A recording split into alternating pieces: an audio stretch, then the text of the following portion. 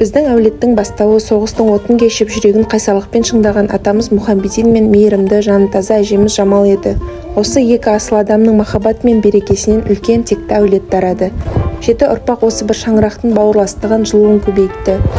Ал сол үлкен әулеттің ортасында 6-шы перзент болып өмірге ерекше жүректі адам келді. Ол біздің әкеміз. Әкем атадан қайсарлықты, анадан мейірімді мұра қылып алды. Бала күнінен ақ еңбекқор, адал, жүрегі таза болды. Мектепте де, өмірде де оқу озаты достар көп, елге сыйлы жан. Жас шағында армия жолы оны Мәскеуге алып барды. Тәртіп пен төзімділікті дәл сол жақта шыңдады. Әскерден кейін Алматыдағы политехникаға оқуға түсіп, үлкен өмірге өз жолын салды. 1986 жылғы қаңтар көтерілісінде әділет үшін тұрған жастардың қатарында болды. Өмір сынақ берсе де ешқашан таймады.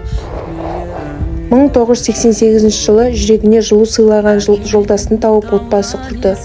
Қиындыққа қарамастан жүгі ауыр, жауапкершілігі мол жаңа өмір басталды. 1989 жылы тұңғыш қызы Айнгүл дүниеге келді. Сол кезде әкем әлі студент еді.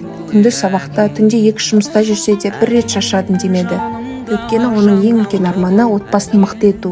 Әкем өмір бойы бізді асырау үшін жұмыстан ешқашан қашпады. Қанша қиын болса да, бізді ешқашан аш қалдырмады, ештеңеден тарықтырмады. Әкем бізді ешкімге ренжіткізген жоқ, әрқашан қорғады, әрқашан жанымызда болды. Бізге бала кезде ешкімде жоқ ойыншықтарды алып беріп қуантқаны әлі есімізде. Менің балам ешкімнен кем болмасын дегені жай сөз емес, өмір бойғы ұстанымы болды. Әкем біздің тірегіміз, біздің мақтанышымыз, біздің жүрегіміздің ең мықты адамы. Таудан биік, теңізден терең әкем, еңбегіңіз елге еткен ерең әкем. Адамзаттың асылы әз пайғамбар, одан кейін тұрады менің әкем. Судан таза, қардан да аппағарың, ешкімнің ала жібін аттамадың. Менің әкем 1000 жылда бір туатын ұлы адам деп ұлыма мақтанамын. Кешегі мен әкемнің бүгінімін, кекілін жел тараған құлынымын. Алтын деген мен емес, менің әкем, мен алтынның жай ғана сынығымын. Әке, сізді жүрегімізбен жақсы көреміз, ұзақ ғұмыр, береке, денсаулық тілейміз.